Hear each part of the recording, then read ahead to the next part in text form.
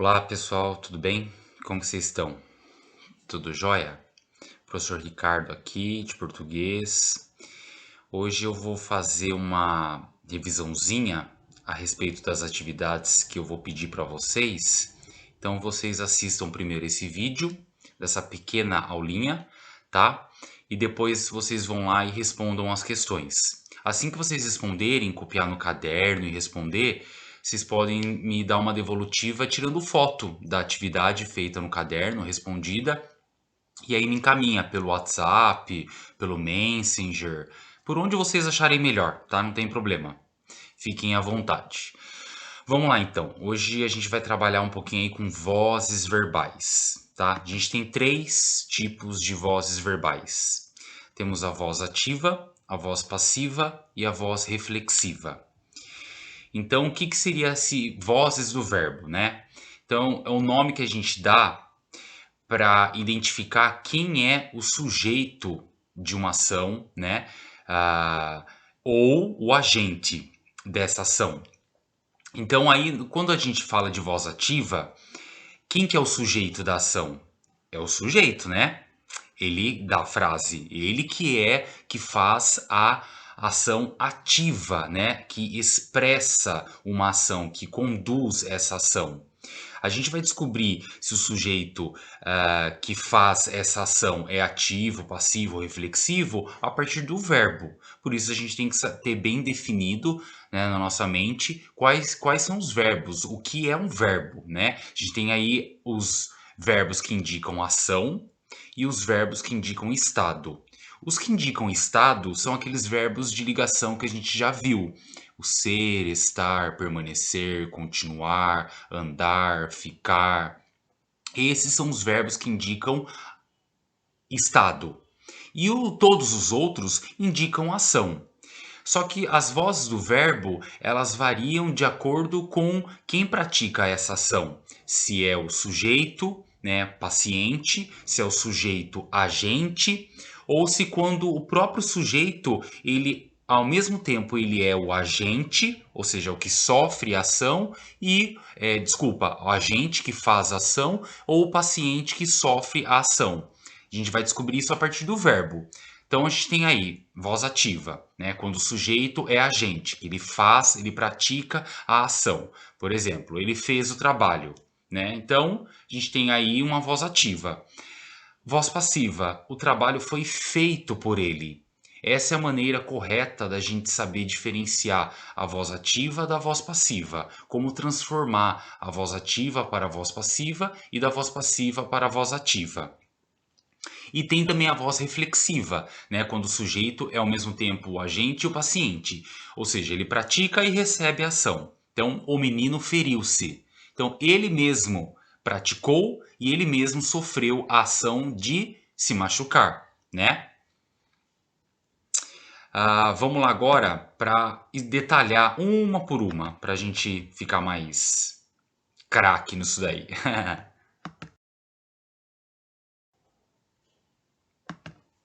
Então vamos para a voz passiva primeiro, tá? Então a voz passiva pode ser formada por dois processos, o analítico ou o sintético. Então a voz passiva analítica ela é construída a partir do verbo ser mais o particípio do verbo. O que que é o particípio? É todo verbo terminado em ado ou ido. Então se a gente tem aí o verbo andar, qual é o particípio? Andado. O verbo partir, qual é o particípio? Partido, tá? Então, todo verbo terminado em ado ou ido, ele é particípio. E o verbo ser, é o próprio nome já diz que é o verbo ser, né? Ser, eu sou, tu és, ele é, nós somos, vós sois, eles são, tá? Esse é o verbo ser conjugado. Então a gente tem um exemplo. Então a escola será pintada. Isso é voz passiva, né? A escola vai sofrer a ação de ser pintada. Só que toda vez que tiver aí o verbo ser, que no caso é o será, mais o verbo em particípio, aí no caso o verbo é pintar. O particípio dele é pintado, pintada. Então aconteceu isso, a gente vai saber que está se tratando de uma voz passiva analítica. O trabalho é feito por ele. É o verbo ser, porque se a gente conjugar ele, eu sou, tu és, ele é, né? Então o verbo ser, na conjugação, ele tem essa mudança, então tem que ficar esperto com isso. Então o é o verbo ser, tá correto?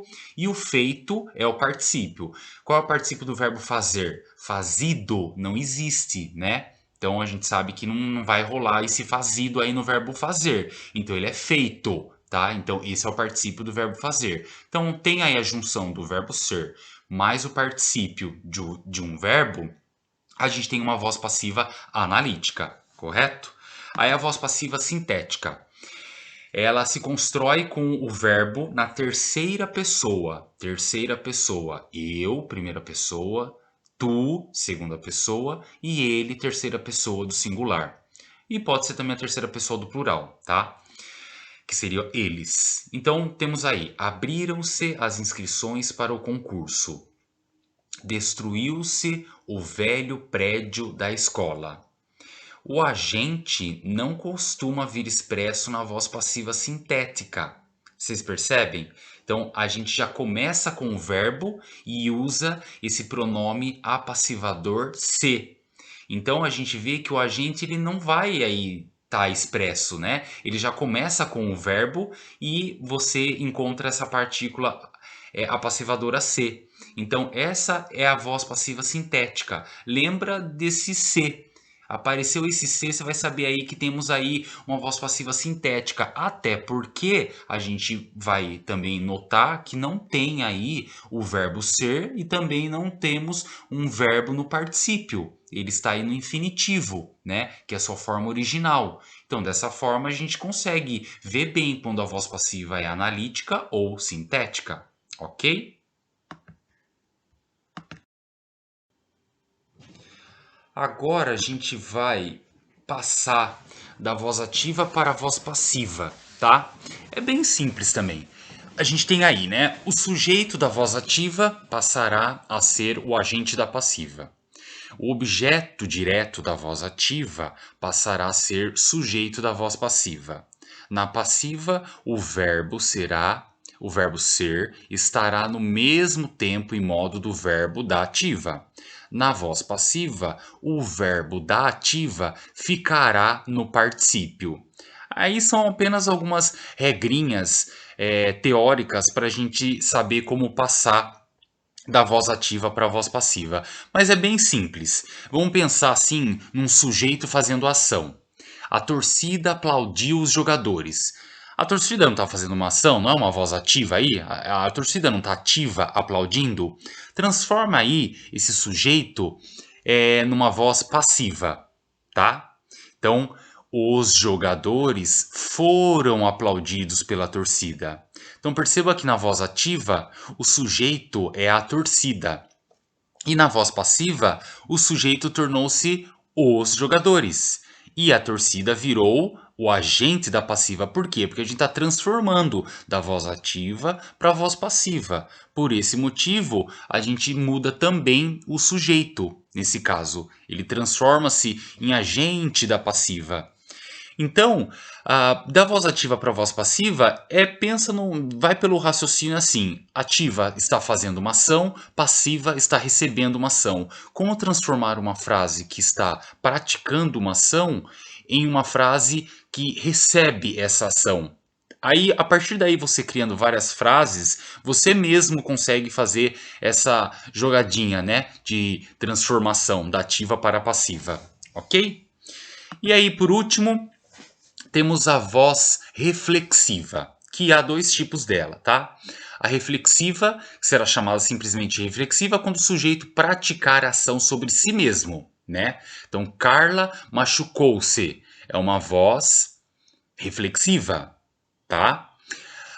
José cortou-se com a faca. Ou seja, reflexiva, porque ele mesmo praticou e sofreu ação. Roberto matou-se. Vai com Deus. Então, o que aconteceu aí? Ele mesmo tirou a própria vida. Ele praticou o ato. Ninguém matou ele, né? Ele mesmo se matou. Pena para ele. Aí tem a reflexiva recíproca, que será chamada de reflexiva recíproca quando houver dois elementos como sujeitos. Um pratica ação sobre o outro, que pratica ação sobre o primeiro. Então vamos lá. Paula e Renato amam-se. É reflexiva, porque os dois estão praticando ação e os dois estão se amando um, um ao outro, né? Então, os jovens agrediram-se durante a festa. Ou seja, eles fizeram e praticaram ação e receberam essa ação, né? Então, também é uma reflexiva.